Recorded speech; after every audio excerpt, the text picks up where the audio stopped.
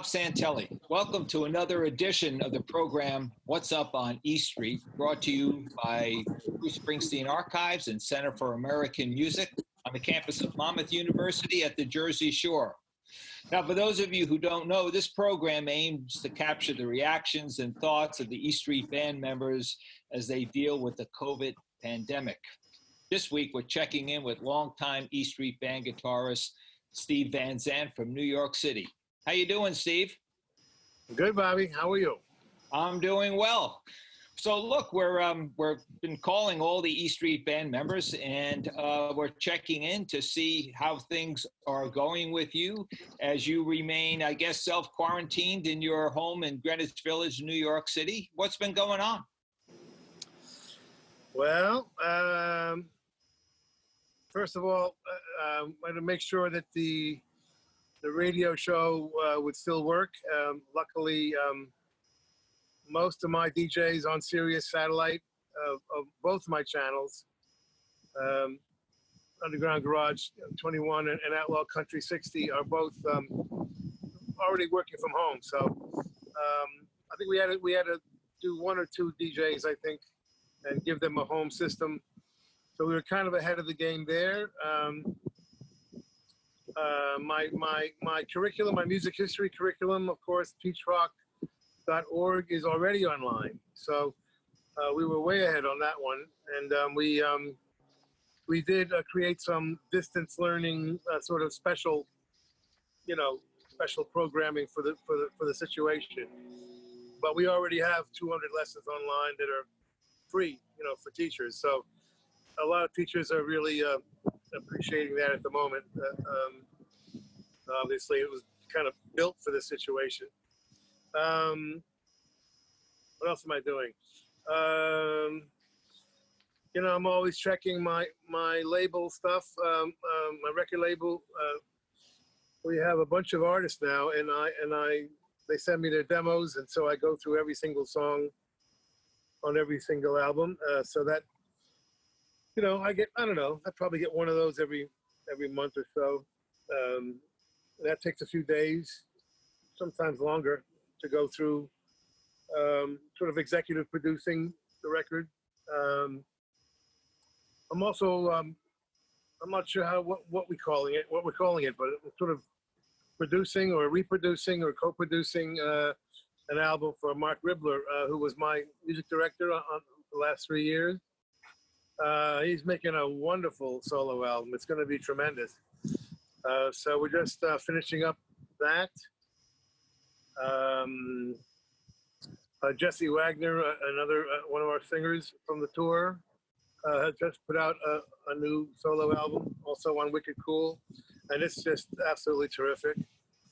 We're very proud of the label. I think we have the best label in the world. I mean, we have the best, we've really a bunch of great records now. And they continue to come out. We did some special quarantine, what do we call it? Coolest quarantine collection on the radio show with one of my alter egos, Trenton Quarantino. So we thought we did have a little bit of humor here in this very unfunny situation. I spent, all of March tweeting like a maniac, wondering why the government was not coming up with the obvious solution, which it, of course, never has. And so I tweeted the obvious solution over and over again for, 2 or 3 straight weeks before I realized, oh my God, they're not going to do this. They're not going to fix this. This is not going to get fixed. The biggest, one of the biggest, in most, terrible situations in our history, just completely mishandled. And so, I spent a few weeks doing that and calling for a national quarantine, which was the obvious, one of the 3 obvious parts of the solution. And I was even tweeting the Secretary General of the United Nations because I felt it should be actually an international quarantine. but I didn't get anywhere. I was, you know, Yeah. I was going after senators and congressmen and you know, mayors and governors, and I just got absolutely nowhere, basically. And I couldn't believe, because the solution was so obvious to me, that it never got implemented. I mean, so we're now in this sort of permanent apocalypse, zombie apocalypse, as I call it. And so the New York Times picked up on my zombie apocalypse description the other day, which was interesting. Anyway, so there's that stuff. Well, it sounds like enjoying, enjoying the new Michael DeBar documentary, Who Do You Want Me to Be, which just came out, which is a wonderful documentary, and produced a single with Michael DeBar, cover of the Anarchy in the UK, Sex Pistols. So I've actually produced several things on the phone, which, is not as much fun as being in the studio, but it may be something we have to get used to doing, well, it sounds like, as usual, you've been more than busy. That the pandemic, despite being on the, you must be just outside your apartment in New York City. You can hear the wind blowing and the beautiful sky in the background. But I've never known you not to be busy, and it doesn't seem like the pandemic has really slowed you down. You just found different ways to do different things. Yeah, actually, in some ways, busier than ever. I mean, I got to be honest with you. I've been going nonstop ever since I kind of came back after my 7 years in the desert, after the lost decade of the 90s. I've been running pretty much nonstop ever since. And, I hate to say it because of the situation, obviously, but I'm kind of digging being home and not traveling for a minute. This is the longest I've not traveled probably ever, and it's really nice, What's your day like? What's your day like? Take us through your day.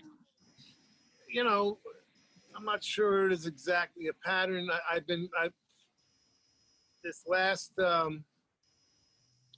for a while, I mean, my wife wouldn't even let me walk the dog. She said, this is affecting men more than women, and particularly ridiculously out of shape men like you.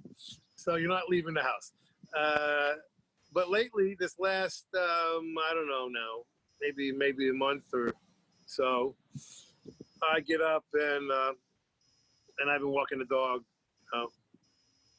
And I gotta say, this thing with the restaurant thing, I don't know if it's happening everywhere, but in the village, where there's never a whole lot of traffic, it's not like Midtown where it's just like traffic hell. They're letting the restaurants take half the street now.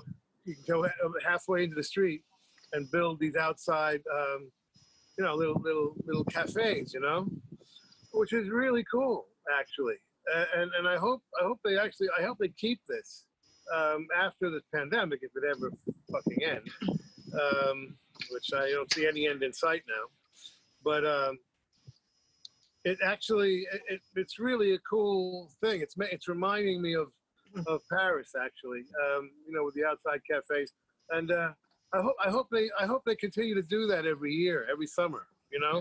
It's really cool, very creative. They're putting various fences of some kind and bushes and canopies and right into halfway through into the street, and it's actually a very cool thing. Yeah. And I hope that that continues. Just like I hope this worst presidency in history turns into some permanent changes, which seems to be happening. Getting rid of the Confederate statues and flags, and trying to find some justice and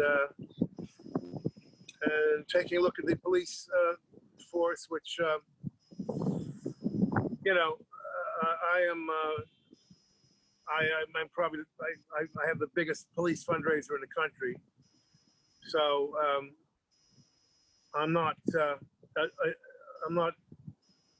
into giving the police less money necessarily. I think if anything, they need more training, not less. But I think some of the services that police do should be shifted to other agencies. You know, maybe that have more psychological training or whatever it may be. But so I think I think taking a look at the situation, certainly it needs looking at. Yeah. There does have to be a way to get the bigots and bullies out of the system, if possible, with some kind of more rigorous entry level testing or something of some kind. But I'm in favor of more training for police. I've always said, they should have at least a year of very serious martial arts training before they even touch a gun, and should have unlimited time on the range, which is not the case. I talked to many police friends, and they limit the amount of bullets you can use on the range. So, because I'm always like, they need a little bit more training, basically, and so a little bit more attention with what's going on with our police force, I think, is a healthy thing. But I remain a big police supporter, You've always been politically minded, going all the way back to Sun City and all the early Disciples of Souls records, which were very politically motivated in terms of the songs. Has what's been going on impacted you creatively? Has some of your ideas and things turned into songs? Well, I everybody was a bit surprised when I came back into the business 3 years ago now with Soulfire and then Summer of Sorcery, because I used to be extremely political, as you say, and these were intentionally not political records, and people were quite surprised, and I just felt when I was particularly political in the 80s, a lot of what was going on was behind the scenes, and people weren't really aware of what was happening. And we had this, grandfatherly cowboy guy, who was very good at pretending things were better than they were, and doing all kinds of bad things behind the scenes that we, shone a light on and tried to bring attention to. So now, being political really feels redundant to me. What are you going to say about a government that brags about putting kids in cages and kidnapping them and separating them from their parents, and oh well, we've lost a few hundred of them. That'll deter those dirty immigrants. I mean, this is what they say. This is what they're proud of this. So what are you gonna write about? Putting kids in cages is a bad idea. I mean, yeah. So I thought, I'm always trying to find some usefulness in the world and justify my existence, which I'm not always successful with, but I'm always trying to find some reason to rationalize my existence. And I felt my usefulness this past 3 years maybe was to try and bring people together if possible. We couldn't be more divided. I've never seen us divided like this, even in the Vietnam era, and the whole Nixon thing and all that. I don't remember it being quite this bad, and so I thought, well, let's try and bring people together around music. Music is the great common ground, and let's, so I've been, very, non-political, certainly non-partisan, let's put it that way. I've been fighting it, and I've been that way really for years, trying to bring people together. But it's becoming increasingly harder and harder to do, you know. But musically, you know, I went a different direction these last year. Well, Soulfire was just a collection of songs I've written for other people. You know, that was just kind of a summary of my pretty much non-political work, actually. And then Summer of Sorcery just was a gift from the gods, literally. I wasn't expecting a whole new record of new material to appear. And it had some hints of politics in there, but not much. And hints of autobiographical sort of information, but not much. I wanted to do my first record that was completely fiction, you know, fictional, with 12 different characters and 12 different songs, and you know, having some fun with it artistically that way, which I'd never done before. I've always been extremely autobiographical and extremely political, and you know, it was fun to sort of, you know, open up the you know, the possibilities, and that's the first time in my life I've ever done 2 records in a row with the same band, with the same sound, with the same, in the same genre, you know. And I always wondered, you know, where would it evolve to if I ever did that, you know. And so I found out, you know, and I was very, very proud of that. But not a lot of politics, you know. I mean, at this point, you know, I'm probably going to become increasingly political as the election comes closer. I've already started to talk about, you know, the problems with, you know, I'm not a big fan of the party system, which, you know, you may remember my song "No More Parties," kind of explained, and I also talk about it in "I Am a Patriot." You know, me and George Washington have that one thing in common. You know, but if we are going to have a party system, we kind of need at least two that are functional, and we don't have that anymore. You know, I mean, I grew up and my father was a Goldwater Republican, so I learned all about what real conservative, you know, Republican philosophy is. And that started to become perverted with Reagan, actually, who's the so-called conservative hero of everybody. In actual fact, he betrayed half of the conservative philosophy by allowing the religious right wing into politics. And they've never left, obviously, hence our vice president. And now we have a party that is, you know, completely collaborating with treason. You know, they're nothing less. And they don't believe in democracy. They don't believe in equality. I mean, how you know, less American can they be, you know? So then we now have a party that's pretending to be an American party that's anti-American, un-American, literally suppressing the vote everywhere they can, because they know if, God forbid, if people actually vote in this country, Republicans are going to disappear. So I'm like, look, it may be the only way to save the Republican Party at this point is to eliminate them, you know, literally vote them out of office in everywhere, yeah. From dog catcher up to, you know, all the way up. And maybe, it's almost, you know, like saving them from themselves, you know? Sorry? I said it's almost like saving them from themselves. Yeah, you know? I mean, they exactly. I mean, somebody has to say, this is not what the Republican Party is all about. And, you know, you can see it with the Lincoln Project. You know, those guys are Republicans. And, you know, they're doing those amazing commercials. So, you know, it's going to become increasingly, you know, again, I'm trying to, it's not that I'm such a pro-Democrat as much as I am just, the Republican Party has just taken themselves out of the realm of what is, again, useful for this country. I mean, you know, so I think, you know, Moscow Mitch and his gang has really got to go. I mean, they're collaborating as Russian assets right now, nothing less.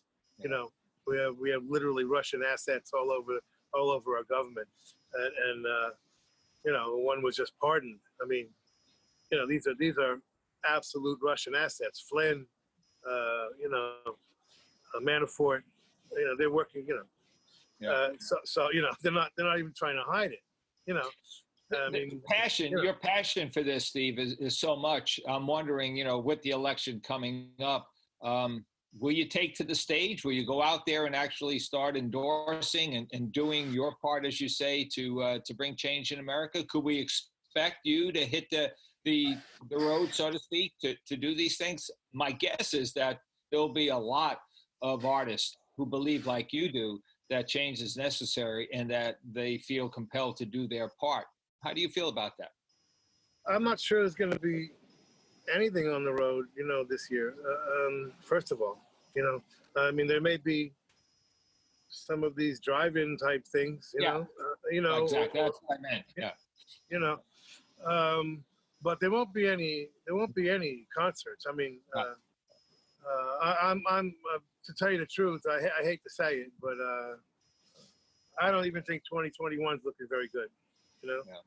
And that's just really depressing to consider, I particularly worry about the crews, I mean, the artists are, of course, a lot of artists need to work, but, the crew members really need to work.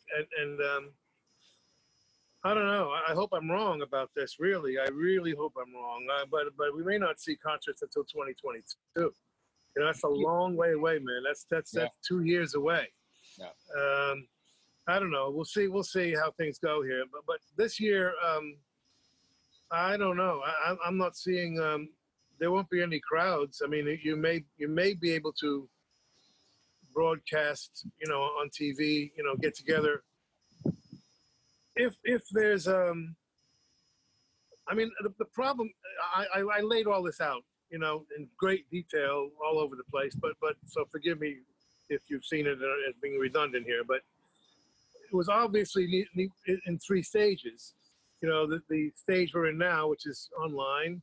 The second stage was people going back to work if there was a test.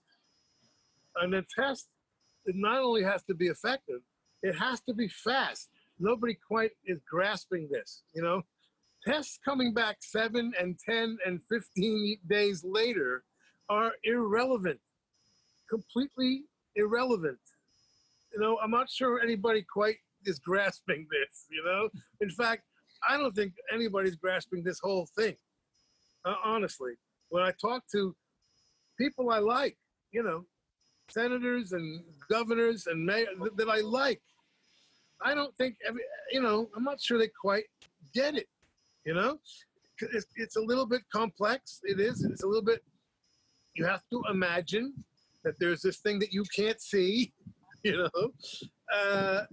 we have dumbed down to the point where I honestly don't believe any of our leaders actually can grasp this thing, which is horrifyingly scary, But anyway, so the second stage of people going back to work at all, and that means bands and that means sports teams, had to do with the tests being not only accurate, but efficient. I mean, it has to be within hours, certainly a day, because you must continue to be quarantined after you take the test, and people are like going about their business. They take a test, they're going about their business, and they're getting the results 7 days later, which you've been out and socializing for the last 7 days, so the test is now completely, so I'm not sure at what point we're going to have a decent test, because we've been so lax, instead of putting all of our resources into finding a fast, accurate test. That hasn't happened either, Forget about the vaccine, which is going to be the third stage, And again, I hate to say it, I've seen specials on vaccines. They're 50% effective. So you're like, oh my God, Even My daughter, 75%. my daughter, who's an ER doc in Washington D.C. and Maryland. Whenever we bring up the idea of a vaccine, she kind of rolls her eyes because so many people feel that it's the panacea. We get the vaccine and it's, back to normal, 1, 2, 3. Of course, as you just said, that's not going to happen. You No. mentioned you know, the business of music and the concert business, maybe 22 or 21. You know, a lot of what your fans, Bruce's fans, are baby boomers, people who are up there in age who are very susceptible to getting really sick with COVID. Do you think they'll come back in mass? Do you think they're still going to come back once we do get over this pandemic? Or has the music business, and your business in particular, been so damaged by COVID that it's going to be a really difficult thing to return to normal? I mean, you know, we all want to be optimistic about this. Is it possible that it will never again be the same? Yeah, that's a real possibility. Okay, it is. I mean, I'm never shaking anybody's hand again. Never.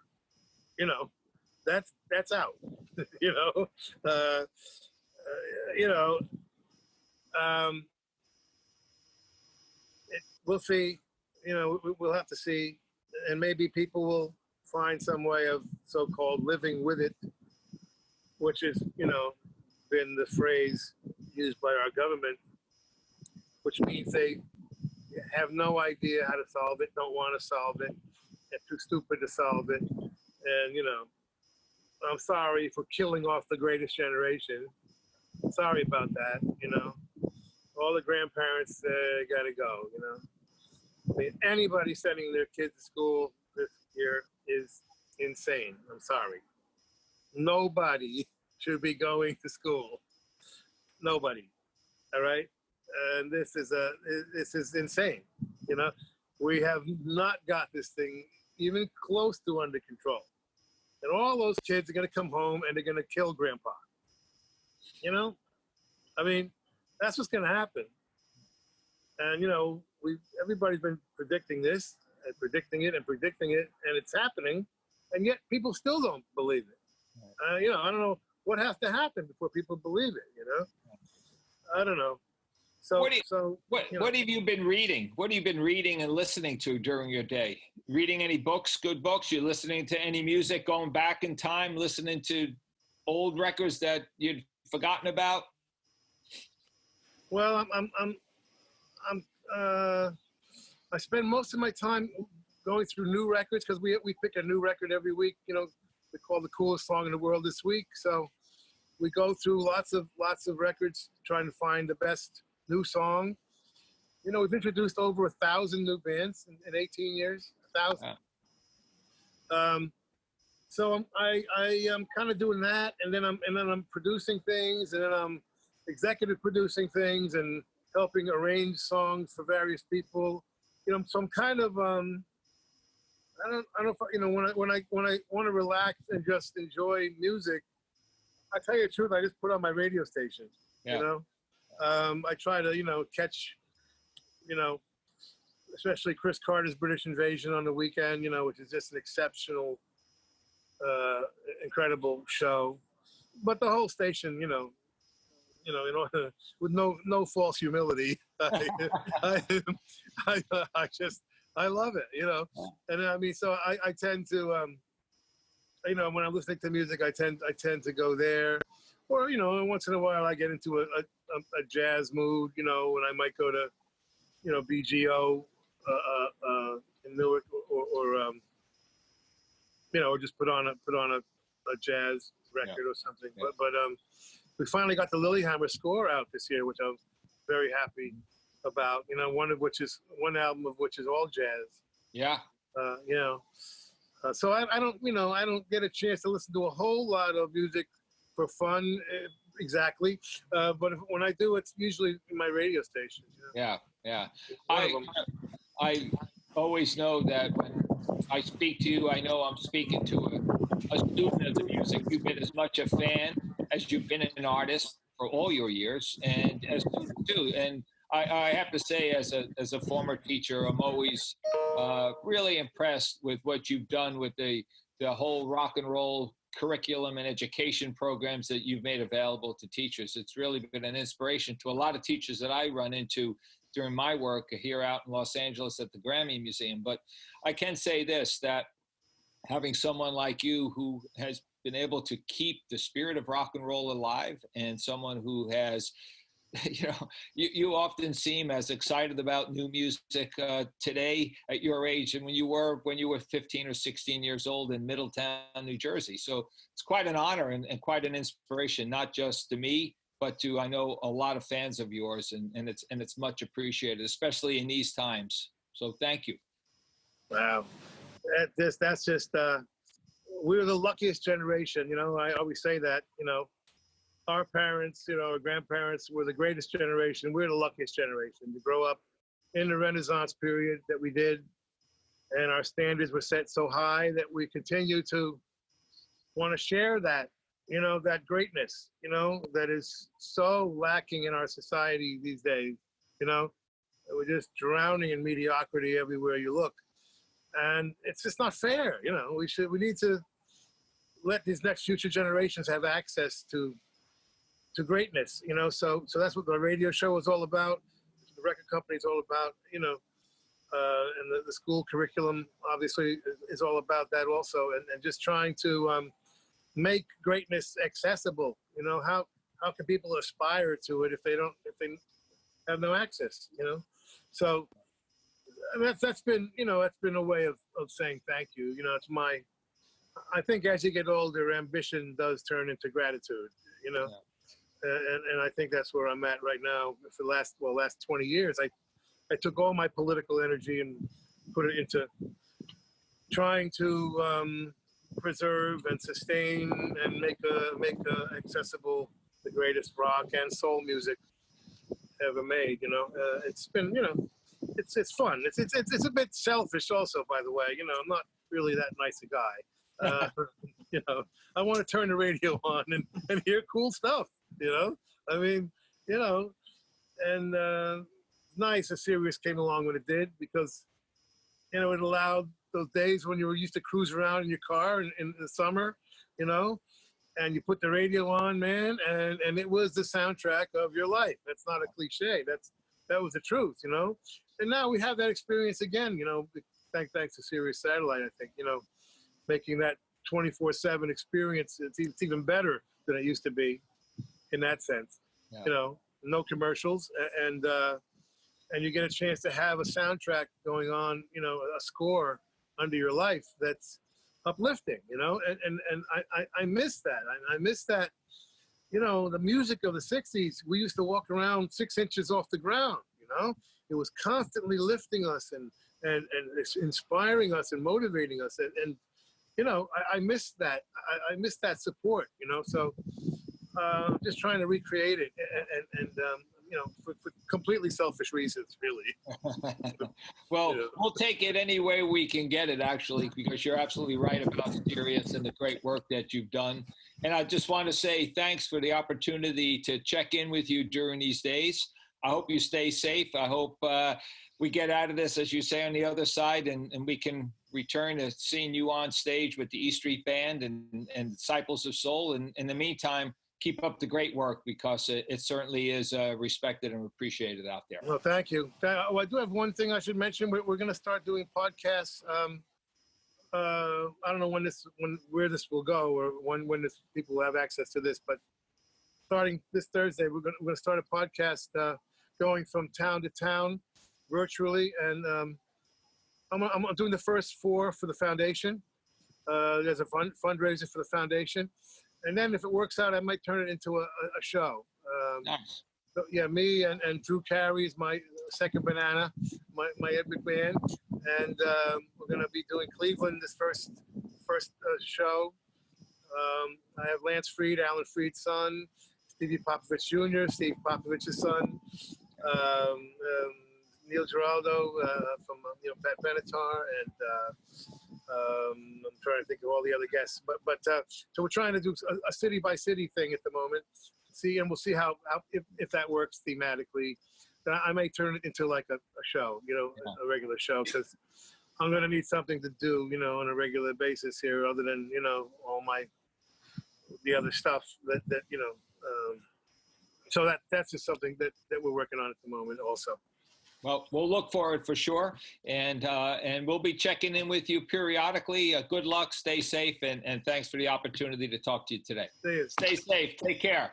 You too.